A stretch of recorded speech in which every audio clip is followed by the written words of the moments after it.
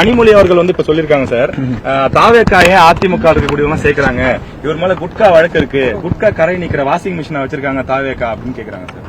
நேத்தே அவர் சட்ட அமைச்சர் பதில் சொல்லிட்டாரு. நேற்று பதில் சொல்லிட்டாரு. சார், தொடர்ச்சியாக அதிமுக தாவேக்கால இணைறாங்க. நீங்க பொதுவா திமுகவோடு இணைந்து அண்ணா திமுக ஒரு முதலமைச்சராக வேண்டும் என்று எடப்பாடி பழனிசாமி கருதியதன் அடிப்படையில் அதை ஏற்றுக்கொள்ளாதவர்கள், புரட்சித் தலைவர் மீது விசுவாசம் உள்ளவர்கள், புரட்சித் தலைவர் அம்மாவுடைய விசுவாசம் உள்ள தொண்டர்களாக இருக்கின்றவர்கள் அவருடைய நடவடிக்கை ஏற்றுக்கொள்ளவில்லை. ஆகவேதான் அவரெல்லாம் இங்கே வருகை தந்து இன்று நேர்மையான ஆட்சி தமிழகத்தில்